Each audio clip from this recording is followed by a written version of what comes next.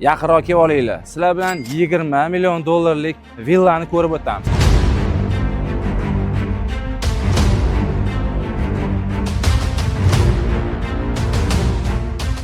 Palma qiladigan shunaqa panoramik manzaralar.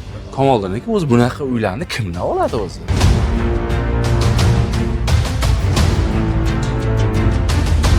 Ikkita Atlantis bu endi Palmani Burj Xalifasida. Garderobning o'zi bir 200-300 ming dollar tursa kerak bu.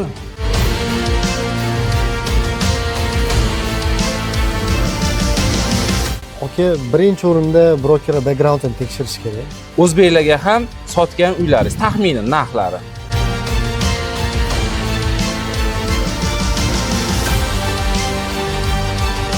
Kamoliddin aka, eng arzonga sotgan uyingiz va eng qimmatga sotgan uyingiz qancha bo'lgan? Ko'p odamlardan pand yeganlari ham bor aka.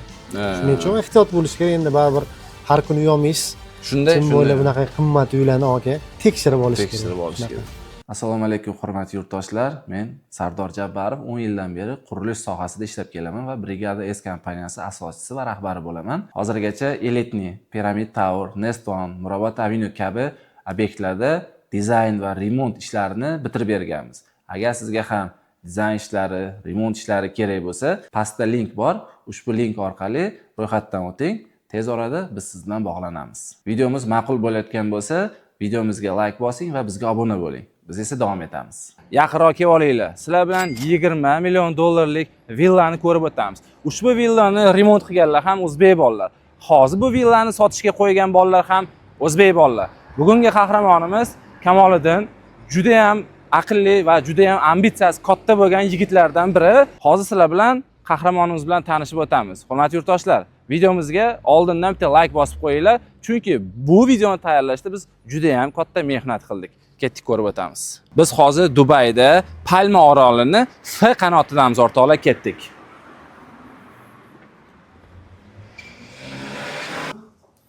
Uy ichiga ham kirib oldik. Hozir assalomu alaykum aka. Kamoliddin, yaxshimisiz? Kimsiz aka? Charchab qolmayapsizmi? Zo'rmisiz?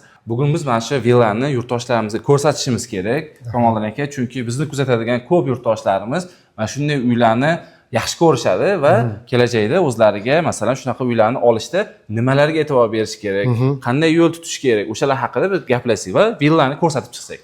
Muammosi yo'q aka, bugungi villani aynan shuni tanlashim ham sababi bor. Bilaman, siz detallarni juda ham yaxshi ko'rasiz. Shunday. Bundan kattaroq bo'lgan uylarimiz bor edi-yu, lekin detali bunga nisbatan kamroq edi aka. Bu yerda menimcha siz obunachilaringizga juda ham qiziq bo'ladigan faktlarni, yangiliklarni ko'rsanglar bo'ladi. Xudo xolasa. Xo'p, Kamoliddin aka, endi siz o'zingiz haqingizda qisqacha bo'lsa-da bizni yurtdoshlarimizga o'zingiz tanishtirsak, ya'ni siz kimsiz, Dubayga qachon kelgansiz va nimalar bilan shug'ullanasiz, shular haqida. Keling yurib gaplashamiz aka. Dubayga 2021-yilda kelganman. Ha. 2021-yildan beri shu недвижимость sohasida ishlayman. Уже почти 5 yil bo'lib qoldi desam ham noto'g'ri bo'lmaydi. Va hozir mana почти 3 yil, 2,5 yil 3 yil katta segmentdagi uylar bilan shug'ullanaman. Asosan villalar. Ha. Shunaqa. Yaxshi, juda ham zo'r. Xo'p, bu villani masalan bugungi kunda narxlarini, boshqa hamma detallarni ochib berishimiz kerak bo'ladi. Ya'ni hech narsani sir tutmaslikka va'da beramiz, to'g'rimi? 100% aka. Bo'ldi. Xo'p, endi qarang Kamoliddin aka, bu ya'ni biz Dubayda Palma orolini F qanotida turibmiz. Shunaqa. Nima uchun har bir qanotni, ya'ni o'zigacha narxlari va o'zigacha segmentlari bor. Shular haqida bitta kichkina suhbat qilsak. Qarang, umumiy hisobda Palmada 1750 ta villa bor. Va ularning ichidan eng premiumlari Palmani 10 qanotda joylashgan villalar hisoblanadi. Nimaga deydigan bo'lsangiz, bu yerda misol uchun Atlantis, Royal Atlantisga juda ham yaqinroq bo'ladi va Atlantis tarafga qaragan uylar narxi nisbatan qimmatroq bo'ladi. Chunki ikkita Atlantis bu endi Palmani Burj Xalifasida. Kechqurungi manzara, ertalabki manzara marinaga qaragan uylarga nisbatan chiroyliroq bo'ladi. Shuning uchun ham Palmani o'ng tarafdagi uylar qimmatroq. F vetkaga keladigan bo'lsa, F qanotga keladigan bo'lsa, u Atlantisga nisbatan qolganlarga qaraganda yaqinroq bo'lganligi uchun ham eng premium hisoblanadi. Zo'r. Xo'p, endi uylarni qisqacha tanishtiramiz. Mana kirib kelganda hol. Xo'p, bu mana TV zona, to'g'rimi? Qanchalik masalan mana insonlar bugungi kunda TV zonadan ko'proq foydalanadi va planirovka qilishda nimalarga e'tibor berish kerak? Planirovka qilishda umuman olganda birinchi o'rinda komfortga e'tibor qaratish kerak. Endi biz o'zimizni o'zbekchilikda bilsangiz, ko'proq uylarni remont qilinayotganda mehmonlarga remont qilganday qilinadi. Ya'ni stol stullar juda ham ko'p, mehmon kutadigan xonalar juda ham ko'p. Bu yerda bo'lsa odamlar o'zi ko'proq o'zini komfortini mo'ljallab qiladi. Bu yer televizor emas, bu yer prosta gostinniy. Televizor uchun alohida bitta xona qilingan. Agar bolalar bo'ladigan bo'lsa, uyda kattalarga xalaqit bermagan holda albatta ichkariga kirib ketib, bemalol televizor ko'rishsa bo'ladi. Bu ya'ni komfort. Xo'p, yaxshi. Keling, shu villani necha qavatdan iborat, nechta xonadan iborat va necha sotuvga joylashgan? Shular haqida gaplashsak. Villamiz umumiy 6 ta yotoqxonadan iborat, plus televizornasi bor, plus 2 ta oshxonasi bor va sanuzellari juda ham ko'p, terrasali, basseyn. Razmeriga keladigan bo'lsa, o'rtacha hisoblaganimizda 7 sotuvlarga to'g'ri keladi. 3 etajdan iborat. Villamizni полностью renovatsiya qilingan. Oldingi ko'rinishi juda ham eski holatda bo'lgan. Ya'ni 2023-yilda bu uy olingan bo'lsa, полностью remont qilingan noldan boshlab. Hammasini olib tashalgan. Hozir mana buni boya tanishtirdim, ya'ni yurtdoshlarimizga buni o'zbek yigitlari remont qilgan dedi. Bu qanchalik to'g'ri? Bu 100% to'g'ri, aka. Boshlanishida bu uy remontini shu Palmada o'zini nufuziga ega bo'lgan bitta kompaniya qilgan. Lekin ular yarmigacha olib borishmagan. Undan keyin o'zimizni o'zbeklar qo'lga olib, juda ham chiroyli kачествоda yaratishdi, to'g'rilashgan bu yer qisqasi. Ko'rib turibman, haqiqiy toshlar bilan ishlangan, ya'ni yer qismida ham mana travertin toshlar ko'rinib turibdi. Bu joyda, ya'ni ancha did bilan ta'mirlangani ko'rinib turibdi. Okey, bu uy tayyor bo'lishga qancha vaqt ketgan deb o'ylaysiz? Men bilmayman, taxminan 1 yil ketgan bo'lsa kerak deb o'ylayman. O'rtacha hisobda Palmada bunaqa uylarga 1 yil, 1 yil 2 oy vaqt ketadi, lekin bu uyimizga 2 yil vaqt ketgan. Nima uchun? Chunki uyimizni egasi juda ham detalli odam. O'zi sotishga quradi, lekin bu hobbisi. Kichkina detal yoqmaydigan bo'lsa ham o'zgartiradi. Xuddi o'ziga qurgandek quradi. Shuning uchun ko'p vaqt ketib qolgan. Har bitta elementlar, misol uchun bu narsa yoqmadi, sal boshqacharoq varianti Turkiyada bor deylik. Turkiyada zakaz qiladi, Ispaniyada zakaz qiladi. Xullas, vaqtini ayamaydi, aka. O'shaning uchun ham ko'rinib turibdi, uy haqiqiy go'zalligida chiqqanligi shundan bilinib turibdi. Xo'p, endi keling oshxona qismiga o'tadigan bo'lsak, qani nimalardan iborat ekan bu yoqda? Okey, bitta ideya, men o'zim obunachilarim bilan bu narsani bo'lishdim.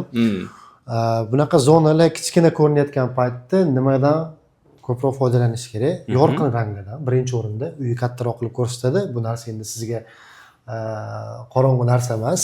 Plus menga bitta yoqqan narsa bu devorga ishlatilgan oynali dekoratsiyalar bo'lgan. Bu albatta bu ichkaridan tashqaridan kirganingizda qanaqadir uy hajmini kattaroq qilib ko'rsatib beradi. Xuddi shunaqa oynadan kirishda главный xodda ham ko'rgan bo'lsangiz kerak chap tarafda va patolog balandligi baland bo'lganligi uchun oynani ham baland kattasidan qo'yilgan va u uyni полностью ochib bergan. Shunaqa. Xo'p, qarang, endi Kamoliddin aka, shunaqa villalarni sotib olishda o'zi nimalarga e'tibor berish kerak? Remontiga e'tibor berish kerakmi? Dizaynigami, qo'yilgan deylik mebeligami yoki buni joylashgan joyigami? Chunki biz bilamizki, bu villalar arzon turmaydi. Sotib olishda nimalarga ko'proq e'tibor berish kerak? Endi birinchi o'rinda brokerga e'tibor berish kerak, aka. Bu eng katta masalalardan biri. Birinchi o'rinda lokatsiyaga e'tibor berish kerak, aka. Villa o'sha vetkani, endi Palmani misol qiladigan bo'lsak, vetkani qayerda joylashgan? Chunki siz to'g'ri o'zingizga yashagan olyapsiz, lekin olganingizdan keyin ertaga uy qiymati tushib ketmasligi kerak. O'zini qiymatini ushlab turish kerak edi. Shunda lokatsiya juda ham katta rol o'ynaydi. Bundan tashqari qaysi quruvchi kompaniya uni qurgan? Misol uchun Naxil qurib bergan boshlang'ich stadiyadagi uylarni, первоначальный, lekin odamlar sotib olinib renovatsiya qiladi-yu. Renovatsiya qilganda qaysi kompaniyalar qurib bergan? Misol uchun CK bor bu yerda, BCI bor, juda ham katta kompaniyalar chiroyli qurishadi. O'shalarga qarab turib ham olayotgan odamlar tanlaydi. Misol uchun ba'zi bir odamlarga BCI yoqmaydi, ularning kачествоsi. Ba'zi bir odamlarga CK yoqmaydi. Shunaqa qilib tanlashadi. Lekin men hozir ikkita keltirgan kompaniyalar ham juda ham yaxshi brendlar hisoblanadi. Maromiga yetkazib qurishadi. Qurgan kompaniyaga qarash kerak va albatta ichkaridagi komfortga qarash kerak, aka. Sardor aka, unda sizga uyimizni keyingi qatlarini ko'rsatsam. Ketdik. Unda ham lol qoldiradigan narsalar ko'p. Voy. Liftdan chiqamizmi, yozgina ves yo'qotamizmi, aka, zinadan? Yo'q, zinadan chiqaylik. Qani liftni mana ko'rdik, bor, zo'r. Hamma villalarda ham, ya'ni lifti yo'q, to'g'rimi? Palmada bu garden home bo'ladi. Garden homelarni ko'pida lift bo'lmaydi, 2 etajli bo'lganligi uchun, lekin bu uyimiz 3 etaj. Agar 2 etaj bo'lganda ham lekin bu uy egasi qo'yardi liftni. Ayyo. Komfortga juda zo'r. Hop, bu yerda lift, bu yerda alohida ikkita moshinaga mo'ljallashtirilgan garaj, polniy konditsionerlari bilan Yo'q, nima narsasi bor? bilan keladi. Bu yer endi ishchi guruh demaylik, xizmatchi xonasi, o'zini sanujelari bilan kir yuvish xonasiki, shef uchun alohida bo'lgan oshxona. Qani bitta aylanib chiqaylikchi. Mayli. Ichkariga kiradigan bo'lsak, hatto xizmatchi uchun ajratilgan hojatxonaga mehr berilgan. To'g'risi ba'zi bir odamlar bu kerak emas deyishi mumkin, lekin bu uyda bu narsa kerak. Travertindan qilingan polniy narsalar. Bu tarafdagi oshxonamiz nisbatan kichkinaroq, lekin bitta shefni ishlashiga juda ham udobni. Narigi oshxonada bo'lsa, ovqat qilinmaydi. Bu yerda ovqat qilib turib, u yerga tortiladi, bo'ldi. Xo'p, hurmatli yurtdoshlar, sizlarga hozir yana bitta narsani fishkani ko'rsatmoqchiman. Ya'ni bu ichkaridagi oshxona bo'lsa, bu joyimiz mana ko'rib turganingizdek, birinchi oshxonaga chiqadigan joy. Ya'ni juda ham zo'r qilingan, o'ylangan, hamma narsa oldindan. Deyarli siz aytganingiz bu joyda ovqat qilinmaydi, ichkaridan tayyorlab, bu yoqqa olib chiqariladi. Shunaqa. Lekin shunga qaramasdan bu yerdagi texnikalarga ham e'tibor berilgan. Bu yerda milla, ichkarida sement. Zo'r. Xo'p, ikkinchi qavatga chiqamiz endi. Bo'ldi. Yana aylanib kelib qoldik. Bu yoqda udobniroq. Yana bitta narsaga ahamiyat berib o'tib ketaylik. Xuddi shu polkalar. Polkani oddiyroq qilinsa ham bo'lardi, lekin orqasiga Onyx qilingan. Ko'rinib turibdi, juda ham chiroyli, boshqacha bo'lib turibdi, lekin bu uyimiz qanaqadir fayzi bor uy, to'g'risini aytsam. Mana okey. Xo'p, hurmatli yurtdoshlar, bu villamizni, ya'ni dizayn stili modern stilga tortadi. Ko'rib turganingizdek, hamma joyda toshlar bilan boyitilgan. Xo'p, uyimizning ikkinchi qavatiga chiqdik. Qani nimalardan iborat bu yoqda? Okey, bu yerda asosan yotoqxonalar. Bu yerda bitta, narigi tarafda bitta, ikkitasi ham mahallaga qarab turgan manzara bilan bo'ladi. Bu yoqdagi yotoqxonalarimiz bo'lsa, polniy suvga qarab turgan. Qani bitta aylanaylikchi. Xo'p, mana bitta jakuzisi bor ekan, adashmasam. Bu yerda jakuzi har bitta yotoqxonadan bu yerga dostуп bor, eshik ochib qo'yilgan, lekin asosiy master spalniyadan ham alohida dostуп ochib qo'yilgan. Xo'p, qani bitta aylanib chiqaylikchi. Mana bismillah. Hammaga shunaqa uylar nasib qilsin. Garderob ekan. Xo'p, bu joyda sanuzel va bu eng kichkina yotoqxona. To'g'risi bu yerda o'zi aslida bunaqa hajmdagi uylarda 4 ta yoki 5 ta yotoqxona qilinadi. Lekin bu yerda 6 ta yotoqxona, joylardan juda ham praktik foydalanishgan. Shuning uchun ko'proq odamlarga komfort chiqarib berishgan, ya'ni qulayliklar. Hatto tepaga chiqqanimizda hozir alohida terrasani ham ko'rasiz. Bu terrasa ko'p uylarimizda yo'q unaqa terrasa. Hozir chiqamiz. Videoni oxirigacha ko'ring, hurmatli yurtdoshlar. Agar video yoqayotgan bo'lsa, albatta like bosib qo'yish esdan chiqmasin. Agar sizga dizayn va remont patkuch xizmatlari kerak bo'lsa, biz Brigada S jamoamiz bilan sizga yaqindan yordam bera olamiz. Biz hozirgacha Pyramid Tower, Nest One, Murabot Avenue kabi elitni loyihalarda remont patkuch va dizayn ishlarini qilib berganmiz. Endi esa siz navbatingiz. Video ostida link bor. Ushbu link orqali ro'yxatdan o'ting. Tez orada biz sizdan bog'lanamiz. Xo'p, keyingi yotoqxonamiz suvga qarab turgan bo'ladi, aka. Dahshat. Suvga, plyajga, aka. Lifestyle umuman boshqacha, to'g'risi. Aka, mana bu kadr bitta ko'ring. Lifestyle deganda shuni aytaman-da, mana qo'shni bolalar chiqib suvning o'rtasida qish kunida aka balot tutyapti-da. O'zi bilan o'zi ovora his qilsa aka. Hech kim kerak emas deng. Lifestyle juda ham zo'r haqiqatan. Shunaqa. Bu uyimizga kelganda, bu xonamizga kelganda, bu ham detalli qilingan. Xonani razmeri nisbatan katta bo'lmaganligi uchun ham shunaqa stroyniy shkaflar qo'yilgan, lekin hammasi poliformdan bo'lgan aka bular. Polniy LED svetlari bilan keladi. Udobni. Zo'r. Yaxshi, qani keyingi yotoqxonani o'zingiz bitta baho berasiz, aka. Men indamay turaman qani. Qani. Voy, dahshat bu vid. Bu dahshat aka. Lekin ozgina sabr qilsangiz, bundan ham yomonni ko'rsataman. Voy. Keyingi etapdagisi umuman boshqacha level aka. Palma qiladigan shunaqa panoramik manzaralar bo'ladi aka. Agar palmadan uyingiz bo'ladi-yu, bunaqa manzarangiz bo'lmaydigan bo'lsa, ikkita Atlantis ko'rinib turar ekan, ya'ni yotoqxonadan Royal Atlantis va birinchi qurilgan Atlantis, shunaqa dahshat. Vid. Go'zal. Oldimizdagi milliarderlarning vetkasi. Hamma uylar narxi shu 50 million, 60 million dollardan qimmatroq bo'ladi. Esingizda bo'lsa, siz bilan 70 million dollarlik uy obzorini qilgan edi. Xuddi o'sha uy bo'ladi. Shunaqa. Nasib qilmadi oxirigacha. Shunaqa, ha. Lekin- Ba'zi sabablarga ko'ra to'xtatildi. Da, lekin o'ziga yarasha qana opit bo'ldi ikkalamizga ham chiroyli-da. Shunday. ha. Shunaqa. Nima deysiz? Keyingi etajga chiqishdan oldin aka, keling bitta garderobnilar bilan spaga qo'yilgan xuddi ko'raylik. Aha. San o'zim endi har bitta xonalarga o'xshab identichna qilingan, idealari bir xil. Ne. Hali ko'proq urg'u berish shart emas, lekin garderobnilar yoki garderobnilardan anaqa qo'yilgan qo'shimcha vhodlari o'zgacha aka. Alohida jakuzi endi kichkina 2 kishiga mo'ljallashtirilgan Zo'r ekan. narsalari bor o'zida. Jacuzzi Qo'shimcha ham komfortda o'zi asli buni garderobniga qo'shib qo'yilsa bo'lar edi, lekin Ne. ne. shunaqa ideya qilishgan. Rakini ham o'zgacha ekan, hozir e'tibor berdim. Va'da eshitdik-ku.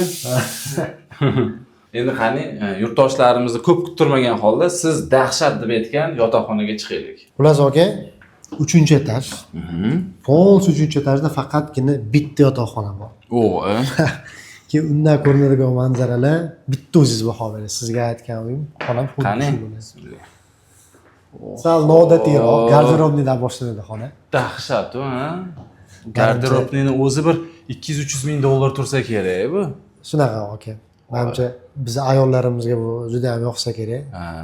Kirishsa chiqmayman deyishadi lekin. Qo'l. Juda Ya'ni ham- hurmatli yurtdoshlar, yotoqxonaga kirib kelishda, ya'ni garderob orqali o'tilinar ekan. Juda ham chiroyli Alohida. qilingan. Dragocenностьlarni qo'ygan, ya'ni tilla taqinchoqlarni qo'ygan, soatlarni qo'ygan, hamma sharoitni qilib qo'ygan. Bu yerda ham polsi polifonlar ishlatilgan, oxirgi kачествоda. Shponlar, shu dahshat, shponlardan foydalanadigan.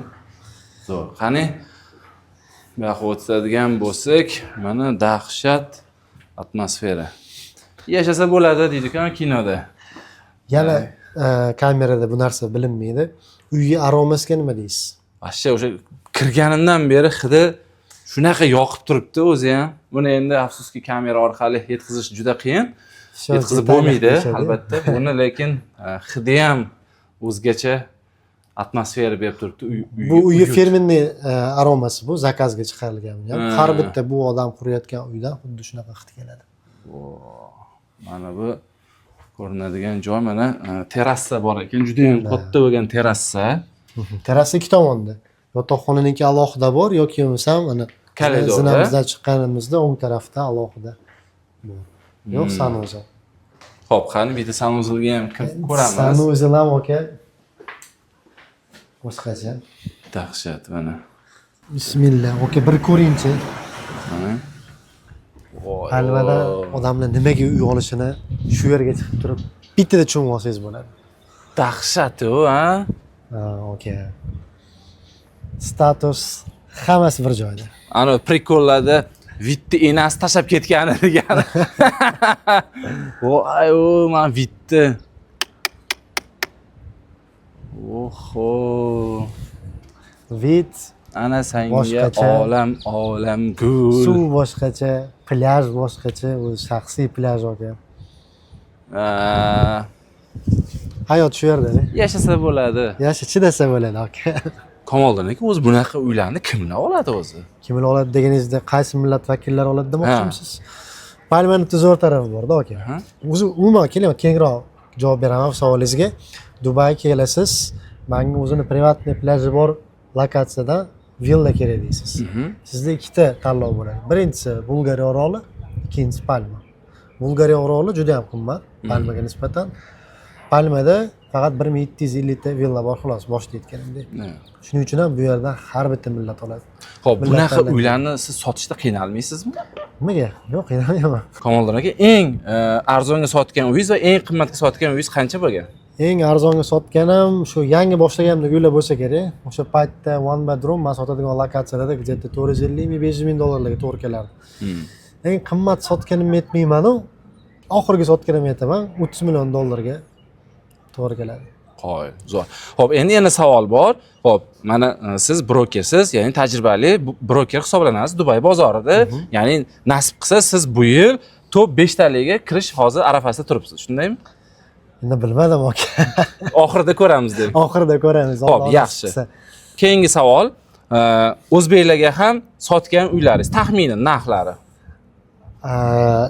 O'zbeklardan olgan odamlar ham ko'p aka. Endi o'rtacha narxlar $4-5 million to'g'ri keladi. Ha, ya'ni o'zimizning O'zbekistondagi yurtdoshlarimiz olishgan. Shunaqa olishadi. Yaxshi, zo'r.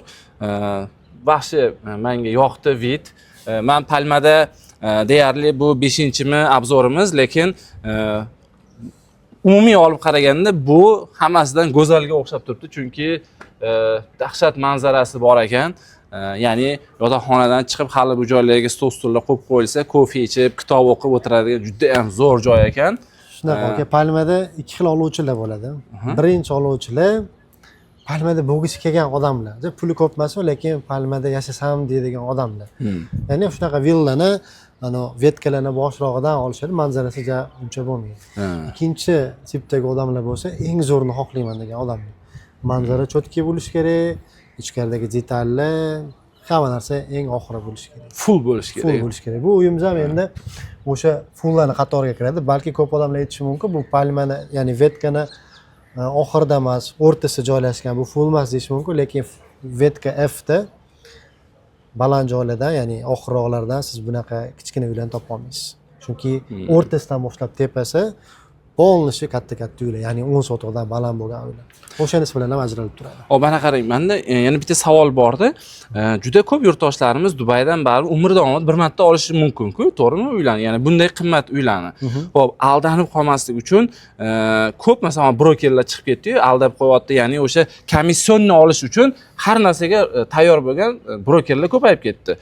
Shunaqa holatda yurtdoshlarimiz shunaqa narsalarga uchramaslik uchun nima qilish kerak? Ya'ni o'zi samimiy tilaklaringiz bo'lsa, aytsangiz zo'r bo'lardi.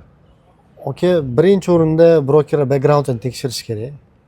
Ya'ni u broker kim, nima ish qilgan, oxirgi tranzaksiyalari qanaqa? Chunki broker sertifikatini so'raydigan bo'lsangiz, ko'p tranzaksiyalar uni sertifikatiga yozilgan bo'ladi. Ya'ni siz veb-sayt orqali, Dubai Land Department veb-sayti orqali uni tekshirsangiz bo'ladi. Ikkinchi yo'li bo'lsa, xuddi shu mahallani siz Dubai Land Department veb-sayti orqali yana polniy tranzaksiyalarni ko'rib, bozor narxini topib olib, o'shanga qarab turib o'zingiz fikr qilsangiz bo'ladi. Ya'ni broker sizni oldayaptimi, narxlar to'g'ri keladimi, to'g'ri kelmayaptimi ko'rsangiz bo'ladi. Umuman olganda aka, birinchi o'rinda, ya'ni o'zini maqtayapti deb o'ylamanglar, brokerga qattiq e'tibor berish kerak, chunki siz aytgandek, komissiyonni uchun hozir farqi yo'q, sotishadi. Hamma ham emas, lekin juda ham ko'p bo'lgan odamlar, misol uchun o'zimizni shu O'zbekistondagi klientlardan eshitganman, ko'p odamlardan pand yeganlari ham bor aka. Shuning uchun ehtiyot bo'lish kerak. Endi baribir har kuni uyolmaysiz. Shunday bo'ylab bunaqa qimmat uylarni aka, ehtiyot bo'lib tekshirib olish kerak. Juda ham zo'r. Kamoliddin aka, ishlaringizga omad tilayman. Agar sizlarga Dubaydan uy kerak bo'lsa, mana tekshirilgan broker, sababi backgroundi ham zo'r. Ya'ni foyda keltiradigan uylarni olish bo'yicha ham bugungi kunda chempion hisoblanadi. Sababiki Dubayda sotib olish boshqa narsa, uni qayta foyda bilan sotish bu boshqa narsa, to'g'rimi? To'ppa-to'g'ri aka, to'ppa-to'g'ri. Va'dalar osmon. Va'dalar, misol uchun aytishadi-da, yana bitta tugatmasligimizdan oldin aytib o'tib ketishim kerak. Bemalol. Bu videolarni ko'rsam o'zim ham maza qilaman. Ozgina cringe tuyuladi. Aytishadi, olasiz uyni 30% to'laganingizdan keyin sotib yuborsangiz bo'ladi. To'g'ri, sotib yuborsa bo'ladi. 20% to'lagandan keyin ham sotib yuborsa bo'ladi. Lekin klient bo'ladimi u yerda? O'sha tarafini faktlar bilan hech kim keltirib bera olmaydi, chunki buni hozirgi bozorda qanchalik qimmat joydan yoki qanchalik tez sotilib ketadigan joydan olsangiz ham hali imkoniyati juda ham past aka. Imkoniyat 3 oyda, 4 oyda 30% to'lab bo'lishingiz mumkin. Lekin uni preprodajaga kelganda albatta juda ham ko'p vaqt oladi, chunki hech qaysi odam qo'shimcha daromad bilan hali bitmagan, hali qurilishi boshlanmagan joydan uy sotib olmaydi. Chunki katta zastroykalarda qurilishlar sotuv tugagandan keyin 1 yildan keyin boshlanadi o'rtacha vaqt.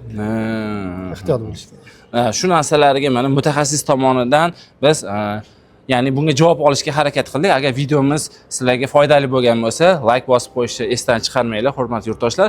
Chunki hamma ham bunaqa ochiq ma'lumotlarni bermaydi. Sababiki bu ham nima deydi, yashirin usullarda sotadigan brokerlar ko'payib ketgan. O'shaning uchun mana Kamoliddinni deyarli 2 yildan beri taniydigan bo'lsak, buni qilgan ishlarini ko'rib chiqqanimizda ham juda ham katta uylarni olib sotgan va juda katta foyda qilib bergan joylarni ham ko'rganmiz. O'shaning uchun hurmatli yurtdoshlar, agar kimga Dubaydan uy kerak bo'lsa, marhamat qilib mana Kamoliddinga murojaat qilishingiz mumkin. Telefon raqamlarini chiqardik, mana ekraningizda ko'rib turibsiz, opsiyaniyada ham bor. Bemalol murojaat qilib, qiziqtirilgan savollar bo'lsa, bemalol javob olishingiz mumkin bo'ladi. Sizni ham yurtdoshlarimizga tilaklaringiz bo'lsa, bemalol. Birinchi o'rinda hamma narsa niyatdan boshlanadi. Hamma niyat qilganligi nasib qilsa shunaqa chiroyli uylar, birgalikda qo'shni bo'lib yashash nasib qilsa hammamizga shunaqa chiroyli lokatsiyalarda va nima deymiz, aloqadamiz, xudo xolasa, yordam kerak bo'ladigan bo'lsa, bemalol. Sog' bo'linglar, hammanglarga rahmat. Yashang. Ishlaringizga omad tilaymiz, Kamoliddin aka. Charchamang.